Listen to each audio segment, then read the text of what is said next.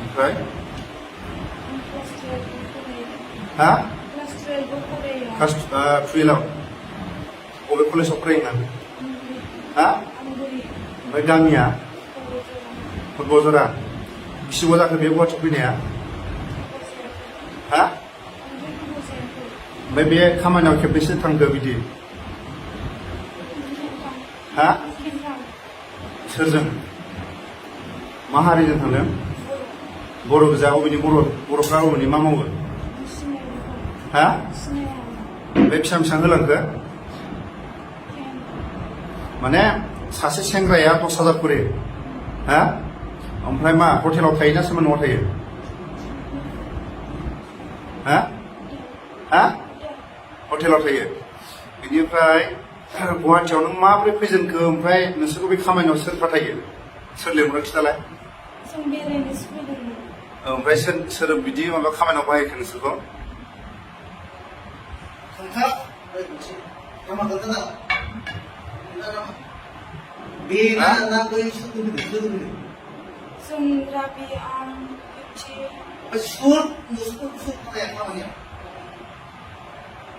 फिसा माबा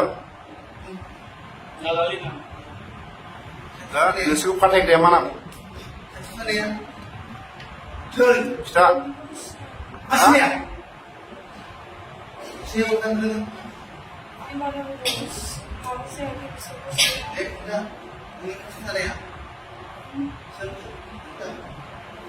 दा न'आव थांफिनना फरायगोन ना मागोन नों माला थांगोन हा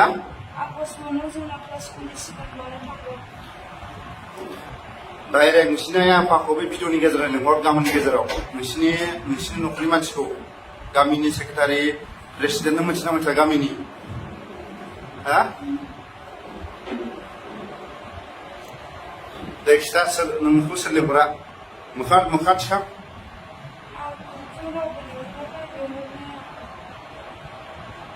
ओमफ्राय बे खामानियाव नोंसोर बेरायनानै लाजिना लाजियाखै नोंसोरो हा दिनै बेसेबाङाव फैदोंमोन बेसेबाङाव होगोन होननानै लिंहरदोंमोन नोंखौ हा माने बेसेबां होगोन नोङो हा जायगा हटेलाव थानो होननानै लिंहरदों आरो हा सोर लिंहरनाय हा बिनि हौवाया मा नाम खिथा राज अबेनि बियो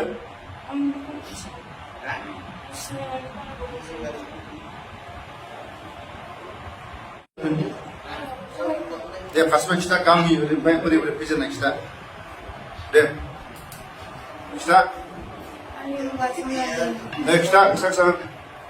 आंनि नामा जुनालि बिफानि नामा कलि ओमफ्राय बिफानि नामा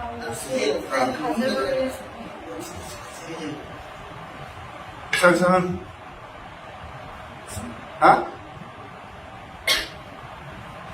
आंनि नामा जुनालि ओमफ्राय बिफानि नामा कलि बिमानि नामा मुस्रि आं काजलगावनि आं गुवाहाटियाव बेरायनो होनना सोलोंगासिनो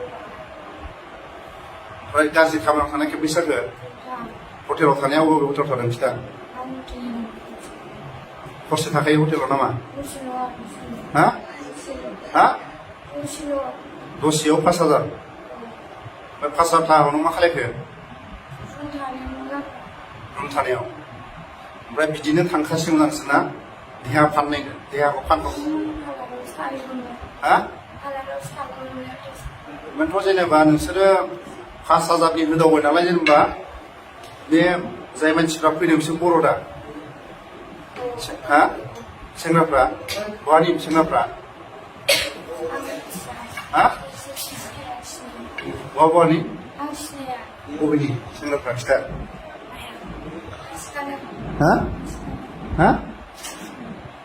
बहानि मा बुंनाय मा गामिनि सेंग्राया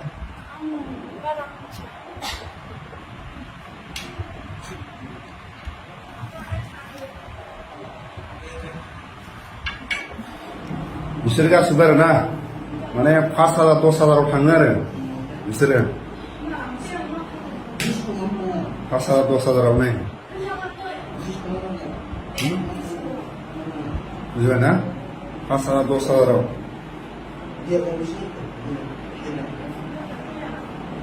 नोंसोर गामियाव थांफिनसिगोन ना नोंसोरो हा हा हा हा माने बिसोरखौ माने मोजाङै बुबासो माने खिथागोन आरो जायगा 5,000 10,000 थाङो आरो बिसोरो माबायाव 1 घन्टायाव 5,000 नामा हा बेसेबांथ' हरसेयाव बोरैथो 5,000 लाखो हा बेसेबां दसेल' 5,000 मिनिलायदोंसो बिसोर बुजिबायना मिनिलायदों आरो गिबियावनो नैखौ सोंग्रोसिगोन आरो जोंनिखौ फारसेनिफ्राय गामिनिफ्राय आरो बिमा बिफानि नाम आरो गामिनि माखासे सानैसोनि नाम खिथा आरो नोंस्रा न'खराव साबैसे दं आरो नोंनि नामखौ खिथा दे खिथार' माबा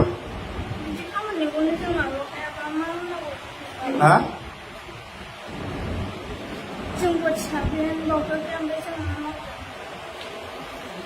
गोसा बुं ओरैनो बेबायदि गाज्रि खामानियाव खेबबेसे जाखो थांनाया हा खननै ओमफ्राय बेसेबां लाखो फैसाया हा सासेनाव 10,000 सासेनाव 20,000 मा जाथि बिसोरो बर' बहानि हा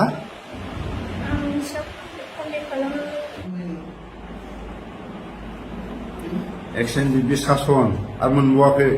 लावथि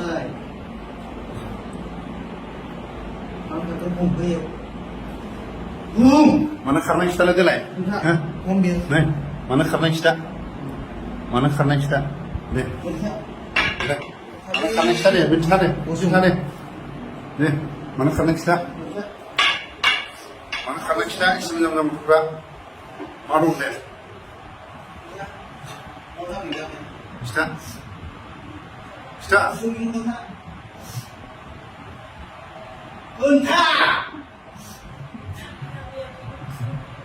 हा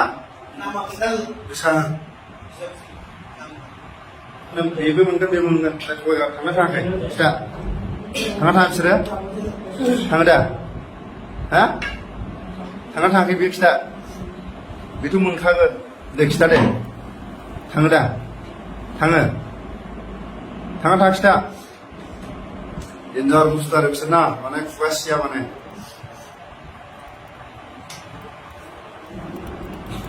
दा मोनायाव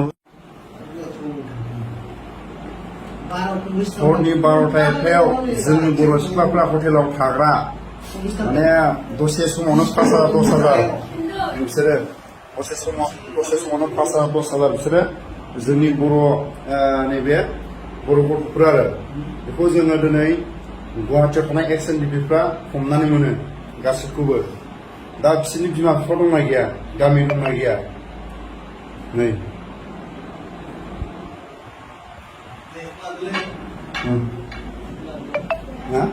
मोनजादोंना मोनजायाखैमोन गाननो मोनदोंना मोनाखैमोन थाखा फैसा मोनाखैमोन ना फरायदों बेखौ बुंहरनांगौ नोङो